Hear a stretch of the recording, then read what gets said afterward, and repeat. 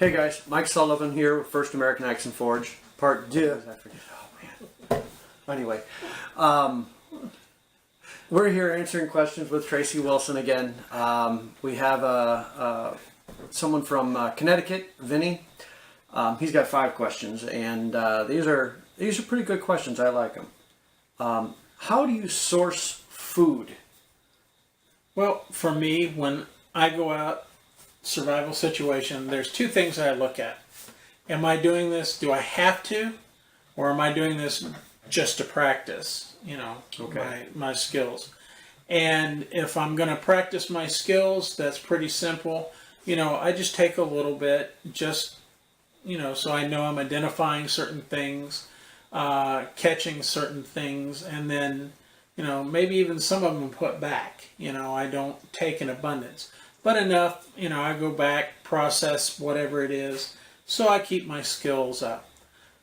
Now, when it comes to a full-on survival situation, how do I source food? Well, any way that I can. And that is everything from primitive traps to modern traps, fishing techniques. So foot snares. Yes. Paiutes, the neck snares, anything that you can do. Snares, traps, just anything flies at that point. But that would include like the pit, the spike. You trap. Can do that. Anything that you're good at making. Okay. I personally, I like the Paiute deadfall. Yeah. I think it's the quickest, easiest trap to make. Produces small animals, but they're in plentiful. It's quick enough to kill a red squirrel on the drop. Yeah. And everybody that's seen a red squirrel or the cartoon Over the Hedge knows how fast Remy can be. Yeah. So, these ground squirrels are extremely fast, and the Paiute deadfall is fast enough. The other one, simple rat trap, is fantastic. I've seen them take a squirrel. And yes, and they will too. That's why I carry them. Mice, give a shout out to Larry Roberts. Moving on to his second question. Oh, yes. Larry Roberts. Yeah. Roberts. But, also, I'm not going to get into a long discussion about firearms, but if you are trained and skilled with a firearm, you could even use a firearm. But there again, I don't want to get into a long discussion with the use of firearms. On that one, find an NRA instructor. Yep. There you go. When would you change your food source? If you're in an area... I mean, say things are running out and you've got to change food source. Well, first off, manage your areas. Native Americans were good at managing their areas, their food sources, and moving around. Not overburdening one location. And Definitely. That's one thing that you will have to do in a survival situation is if you're having good luck at one location, take a few from that location, move to the next one, and to the next one. But always be thinking forward in your mind about the next season. You don't necessarily have to move your camp. No, not the camp. You could forage in one area, forage in another, and just come back to your base camp. My idea is about 10 acres. You could run off of 10 acres. But also, like I was saying, keeping your mindset thinking forward. If it's during the summertime, harvesting or planting if you had to, if you keep seeds as part of your EDC. Planting ahead of time so you can harvest before, during the early part of late summer, early fall. That way that's there to be put away. Catching and smoking fish and wild game. Planning ahead. That actually leads on to his third question of keeping mentally focused and make a list, I would think. Even mentally, being able to move from task to task. Right. Well, there's this. 2 aspects of it. You got to be thinking the long-term game and the short-term game. Today, what's in front of me today? I need to do these things today for next week, tomorrow, next week, next month, next year.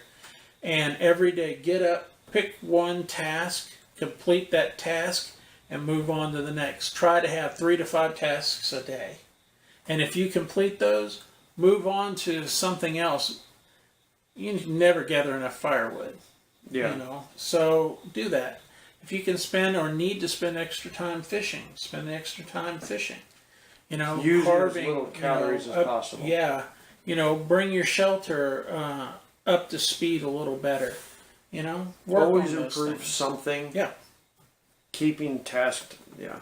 Okay. So do little things that don't require a lot of calories.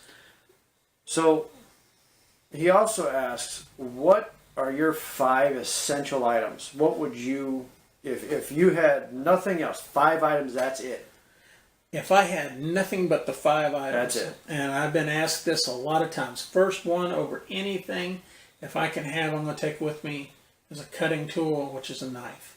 Okay. The so next you got a knife. is some type of container like a pot or a water bottle that I can boil water in.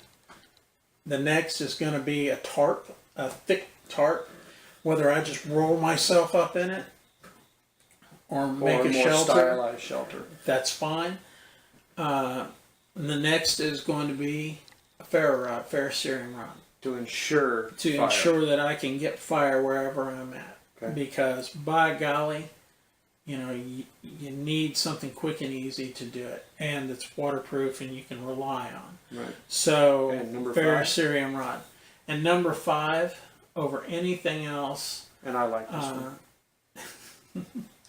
that I like to carry with me as a friend, because it's like an MRE, you know. Yeah, it is. You keep your You food source keep your alive food as long as possible. Yeah. That kind of dips back to another question somebody Yeah. asked. So I'm making a joke, making light out of that one. I'm sorry, Denny. But for number 5, the one thing, or the last thing, excuse me, that I would bring, I would consider at that point like a luxury item of some type. And I would probably throw in there something along the lines of a sleeping bag, a fishing kit, you know, something to make it a little easier. make my life a So little easier. you could after. essentially break it down to 4. Yes, I could really go to 4 if I could only have 4 items. Okay. So there you go. Now, let's ask the one question that probably everyone has asked her, because she likes to make fires. What is your preferred method of fire making? I have to say that Aside from the ferro rod at your neck. the ferro rod on my neck, the big glider. I really, because it helps me feel connected to my ancestors, is hand drill. I love working the hand drill. It is just so much fun to be able to sit down and set that hearthboard down, pin it with my foot, take a little pine resin and put it on that spindle, place my hands on that spindle and start that rotation, warming up that hearthboard. And I imagine, going back through the years, how many of my ancestors have made fire that way. And to be able to make a fire is like an offering to them, an homage to, you know, show respect. And Always back makes to me them. think of the movie Quest for Fire. Yeah. Not so much kid friendly.